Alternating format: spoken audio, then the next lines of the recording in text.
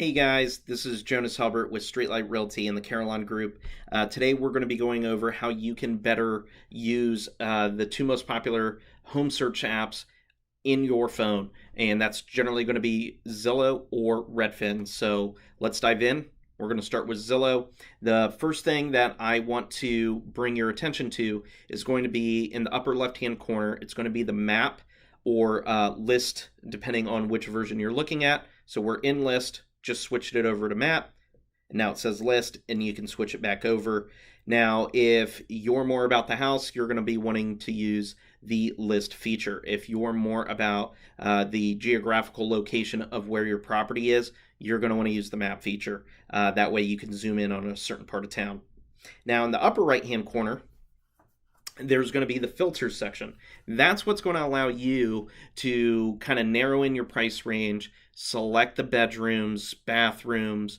You'll see here in just a second, it's going to show you the different home types that are available. So if you're looking for single family houses, townhomes, condos, if there's something you absolutely don't want, you can either check it off, or if it's something you're really wanting, you can make sure that it's in there. You can filter for open houses, price reduction only. If you're not wanting to go out because of COVID or something like that, you can do 3D tours. So there's a bunch of things that you can limit the filter for, so you only see what you want to see, and it kind of filters out the rest.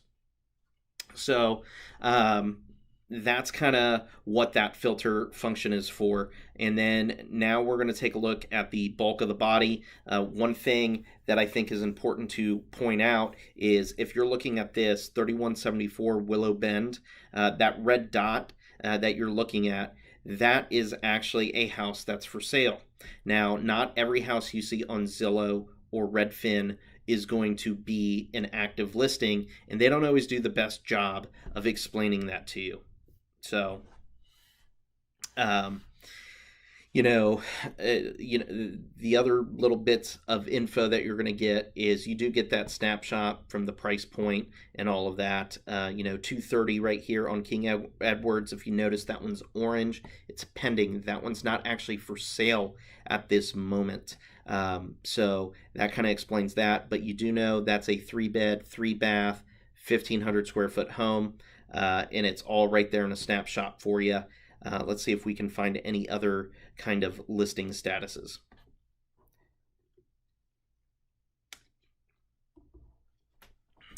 Now, I did pre-record what you're seeing on the screenshot from my phone, so I'm trying to keep up with it and remember in the process we went through to get there. I know I'm searching right now for a different status just to show you.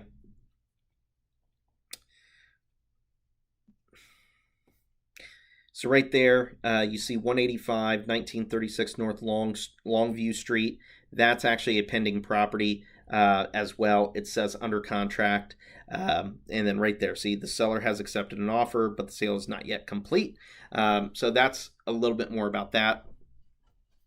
Now, I think we're getting ready to take a look at some of the key information on a property. I guess I decided to keep scrolling. A lot of pending properties. Now, the advice I would give is make sure you go into that filter section and filter out these types of listings. That way you're only seeing what's for sale and nothing more, nothing less. What's the point of looking at a house that's already under contract? So, scrolling through the photos there. Now, one thing I want to point out is that tour button. If you click that, you're going to get bombarded with a lot of phone calls, text messages, and emails from a variety of agents. As you can tell, when you pull up on that tab that was just above those 3 features, you're going to get more details about the property. It's going to go into the description, how many days on market. It's going to show you how many people have viewed that house.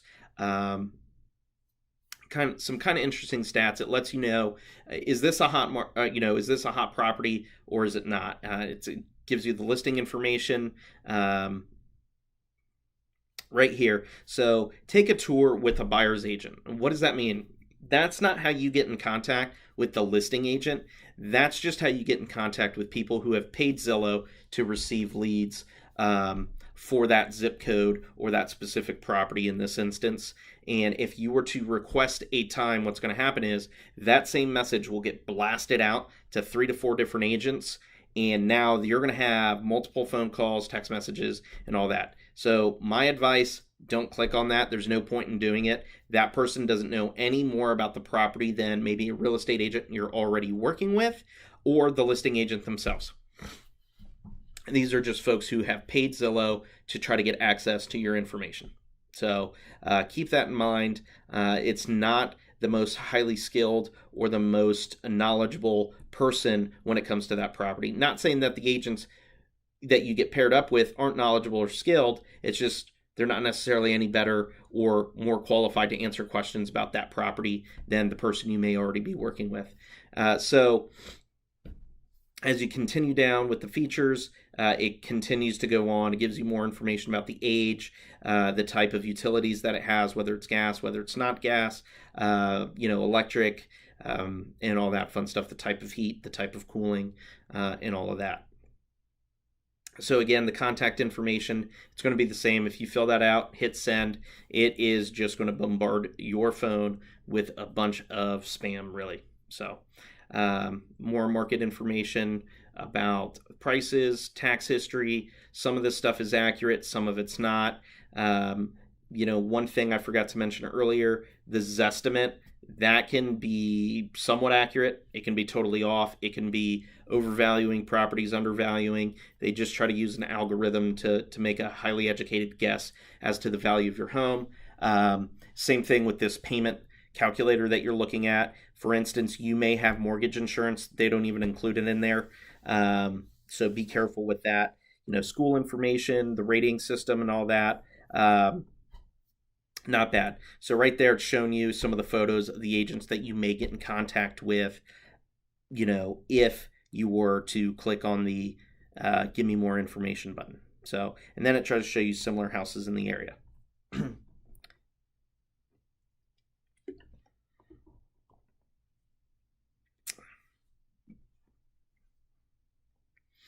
Can't remember what I was scrolling through here, so apologize about that, but it looks like now it's time to take a look at the Redfin. So Redfin's going to be very similar to Zillow. If you notice in the upper right-hand corner with theirs, you can go from the map view, which is the default setting on Redfin, to the list view. Again, I prefer list view, but use whatever is your preference.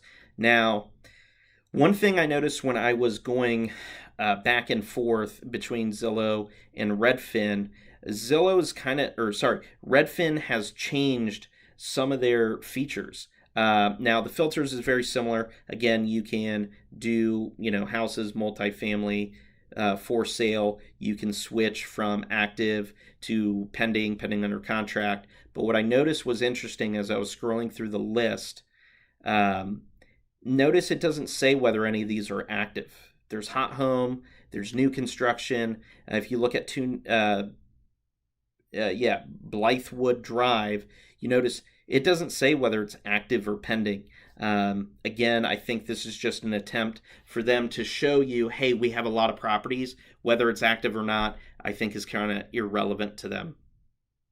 So, they provide similar information. John Dayspring, it shows as the agent you could get in contact with them. I used to be part of the Redfin program. There is no Redfin brokerage in Dayton, so they just partner you up with a local agent, very similar to the way that Zillow does it, but you only get contacted by one agent. But again, if you're already working with someone, I think that's the best thing to do, is just follow up with your favorite agent.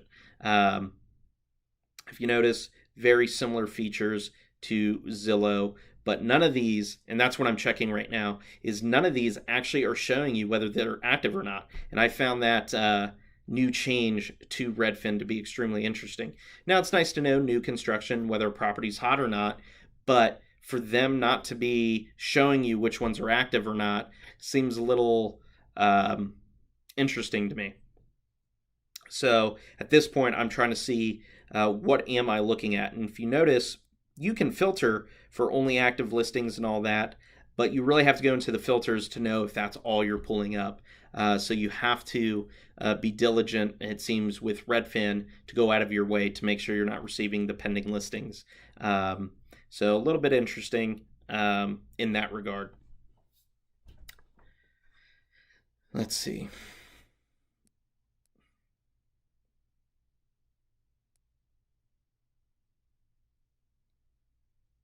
I think I'm trying to figure out when I was doing this if I wanted to set that or not. It's funny because I actually did a little script as I was making this, and I thought I would just know it. And now, as I'm going back making the video and kind of walking you guys through, I kind of forgot what I was saying when I was recording the video. But either way, either one of these apps is totally fine to use. Now, one thing I do want to point out is a lot of folks, as I already mentioned, are using Zillow or a Redfin or a Realtor.com or any other of the home search apps to start their primary search. Now, the biggest thing is, especially in a market that is so intense as it currently is, getting listings late is not a good thing. So if you're looking only on Zillow, I'll let you know right now, there are some real estate agents in the area that actually do not syndicate or send their listings over to Zillow. So if you want to make sure you're staying on top of all that, make sure that you're actually getting property notifications directly from the MLS, which you can only do by partnering up with your favorite real estate agent.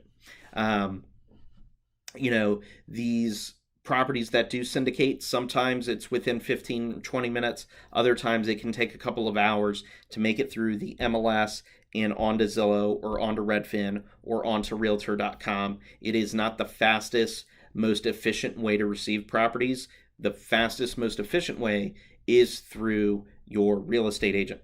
So if you're not already working with a real estate agent and you are thinking about buying or selling some real estate, do us a favor, drop us a comment, send us a message, however you want to get a hold of us.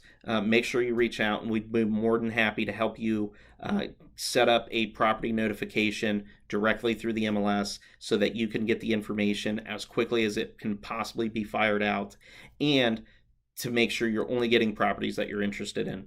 So if there's anything else that we can help you with, please let us know. I hope you found the tutorials on how to use these a little bit better.